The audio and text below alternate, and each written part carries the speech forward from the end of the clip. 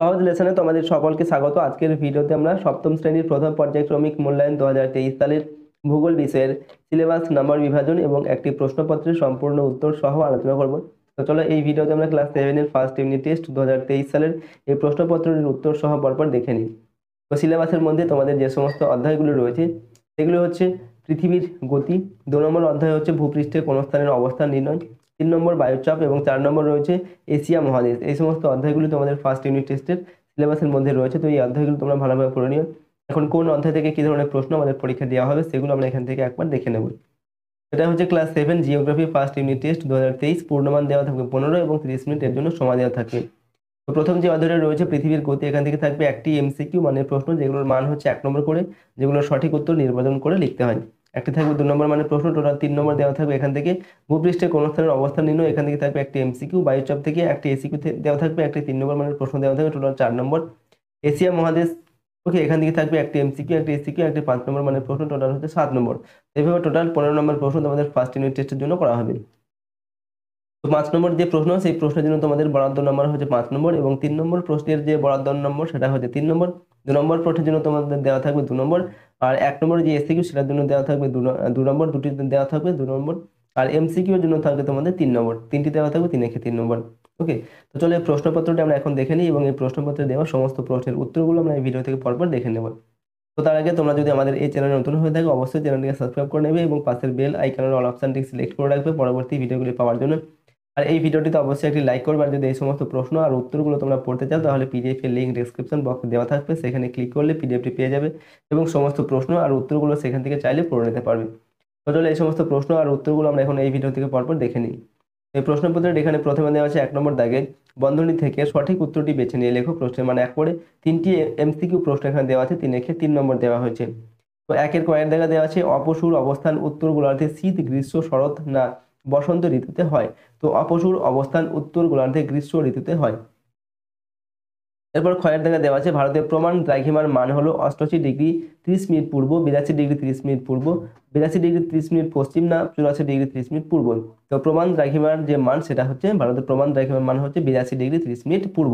ওকে, এরপরের প্রশ্ন গয়ের দাগে ইরাকের একটি তৈলখনি হলো ঘাওয়ার, কিরকুক, সাফানিয়া না ওমর। তো এখানে ইরাকের একটি তৈলখনি হচ্ছে, উত্তরটা হবে কিরকুক। ওকে, নেক্সট প্রশ্ন হচ্ছে আমাদের 2-এর দাগে রয়েছে নিচের প্রশ্নগুলির উত্তর দাও। প্রশ্নে মানে 1 করে এখানে 2টি প্রশ্ন দেওয়া আছে, 2 একে 2 নম্বর দেওয়া হয়েছে।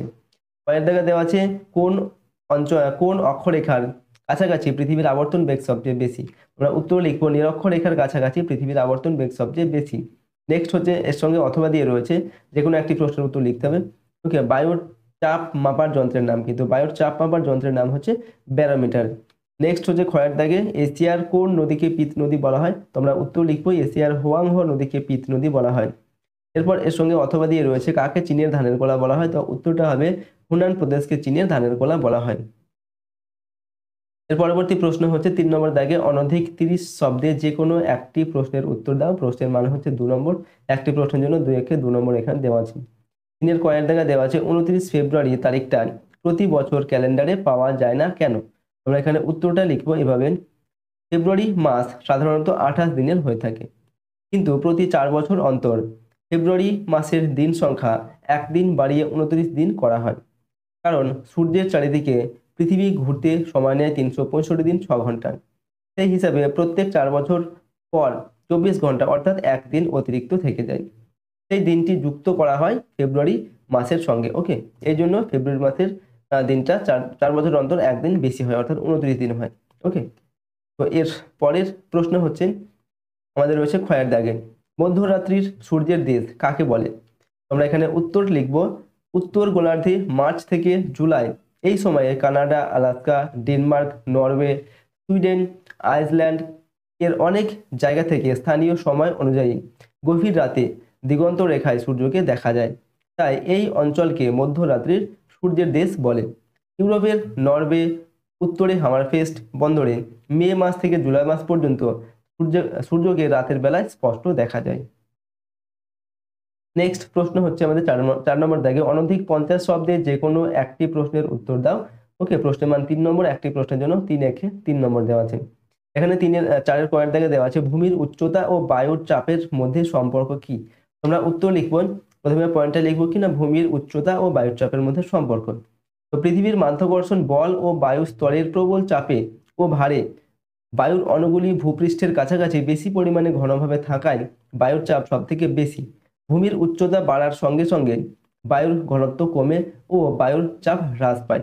প্রতি 110 মিটার উচ্চতা বৃদ্ধিতে বায়ুর চাপ 1 সেন্টিমিটার হারে কমে, আবার প্রতি 300 মিটার উচ্চতা বৃদ্ধিতে বায়ুর চাপ 34 মিলিবার হারে কমতে থাকে, যার জন্য পর্বত আরোহীরা অক্সিজেন সিলিন্ডার নিয়ে যায়। এর পরের প্রশ্ন 4-এর ক্ষয়ের দাগে সমচাপ রেখার 3টি বৈশিষ্ট্য লেখো। তো এখানে 2টি করে প্রশ্ন দেওয়া আছে, যে কোনো একটি প্রশ্নের উত্তর লিখতে হবে। আমরা এখানে 2টি করে প্রশ্নের উত্তর কিন্তু দেখে নিচ্ছি। ওকে, তো এখানে আমরা উত্তর লিখবো। সমচাপ রেখার বৈশিষ্ট্যগুলি হলো, নাম্বার এ দিয়ে আমরা লিখছি, এতে বায়ুচাপের পরিমাণ সমুদ্র তলের বায়ুচাপের সাপেক্ষে হিসাব করা হয়। নাম্বার বি হচ্ছে সমচাপ রেখাগুলি পরস্পরকে স্পর্শ করে না। নাম্বার সি, সমচাপ রেখাগুলি পরস্পরের খুব কাছে চলে এলে বায়ুচাপের পার্থক্য বেশি হয় এবং ঝড়ের সম্ভাবনা থাকে, কিন্তু রেখাগুলি দূরে দূরে থাকলে আবহাওয়া শান্ত থাকে। এর পরের প্রশ্ন হচ্ছে 5 নম্বর দাগে, এখানে রয়েছে অনধিক 80 শব্দে যে কোনো একটি প্রশ্নের উত্তর দাও। প্রশ্নের মান 5 নম্বর, একটি প্রশ্নের জন্য 5 একে 5 নম্বর দেওয়া আছে। 5-এর কয়ের দাগে দেওয়া আছে টোকিও শিল্পাঞ্চলের সমস্যাগুলি কি কি। আমরা উত্তর লিখবো, টোকিও শিল্পাঞ্চলের সমস্যাগুলি হলো, নাম্বার এ, টোকিও জাপানের রাজধানী, বিশ্বের বৃহত্তম জনবহুল শহর ও গুরুত্বপূর্ণ শিল্পকেন্দ্র। অত্যধিক জনবহুলতার কারণে এখানে নতুন শিল্প স্থাপনে সমস্যার সৃষ্টি হয়। নাম্বার বি হচ্ছে জমির অপ্রতুলতা শিল্পের সম্প্রসারণ ও শিল্পকেন্দ্র স্থাপনের অন্তরায়। এরপর নাম্বার সি দিয়ে আমরা লিখবো, টোকিও শহর ঘন বসতিপূর্ণ বলে পরিবহন ব্যবস্থার সীমাবদ্ধতা দেখা যায়। নাম্বার ডি হচ্ছে পূর্বে স্থাপিত কলকারখানা থেকে পরিবেশ এত বেশি দূষিত হয় যে নতুন শিল্প স্থাপন করা প্রায় অসম্ভব হয়ে পড়েছে। নাম্বার ই, জাপান অধিকাংশ শিল্প কাঁচামাল ও খনিজ আকরিক বিদেশ থেকে আমদানি করে, তাই কাঁচামালের পরিবহন ব্যয় অত্যন্ত বেশি এবং বিদেশের উপর নির্ভরশীলতার কারণে দেশের অর্থনীতি ক্ষতিগ্রস্ত হয়। তো এইগুলো হচ্ছে কারণ। এর পরের প্রশ্ন হচ্ছে ক্ষয়ের দাগে, ইয়াংসি নদী অববাহিকার অর্থনৈতিক সমৃদ্ধির কারণগুলি আলোচনা করুন। ওকে, তো আমরা উত্তর লিখবো, ইয়াংসি অববাহিকার অর্থনৈতিক সমৃদ্ধির কারণগুলি হলো, নাম্বার এ দিয়ে লিখবো, অঞ্চলটি একটি বিস্তীর্ণ সমতল ভূমি হওয়ায় জীবন ধারণের জন্য আদর্শ। নাম্বার বি হচ্ছে, এই অববাহিকাটি উর্বর ও নবীন পলিমাটি দ্বারা তৈরি বলে কৃষি সমৃদ্ধ অঞ্চল।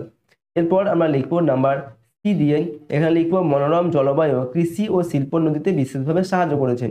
নাম্বার ডি হচ্ছে, খনিজ সম্পদের প্রাচুর্য, শিল্পের বিকাশ ও জনবহুলতা অঞ্চলটিকে অর্থনৈতিকভাবে সমৃদ্ধ করে তুলেছে। নাম্বার ই, অভ্যন্তরীণ নদীপথ, বন্দরের সুবিধা, উন্নত পরিবহন ও যোগাযোগ ব্যবস্থা এই অঞ্চলের অর্থনৈতিক সমৃদ্ধির কারণ। এভাবে আমরা এই প্রশ্নের উত্তরটিকে লিখলাম এবং এখানেই শেষ হলো ক্লাস 7-এর ফার্স্ট ইউনিট টেস্ট 2023 সালের ভূগোল বিষয়ের একটি প্রশ্নপত্র। এই প্রশ্নপত্রের সমস্ত প্রশ্নের উত্তরগুলো এখানে করে দেওয়া হয়েছে। প্রশ্ন উত্তরগুলো তোমরা ভালোভাবে প্র্যাকটিস করবে। আর যদি আমাদের এই চ্যানেলে নতুন হয়ে থাকে অবশ্যই চ্যানেলটিকে সাবস্ক্রাইব করে নেবে এবং পাশের বেল আইকনের অল অপশনটিকে সিলেক্ট করে রাখবে পরবর্তী ভিডিওগুলি পাওয়ার জন্য। আর এই ভিডিওটিতে অবশ্যই একটি লাইক করবে। যদি এই সমস্ত প্রশ্ন আর উত্তরগুলো তোমরা পড়তে চাও তাহলে পিডিএফ এর লিংক ডেসক্রিপশন বক্সে দেওয়া আছে, সেখানে ক্লিক করলে পিডিএফটি পেয়ে যাবে এবং সমস্ত প্রশ্ন আর উত্তরগুলো চাইলে সেখান থেকে পড়ে নিতে পারবে।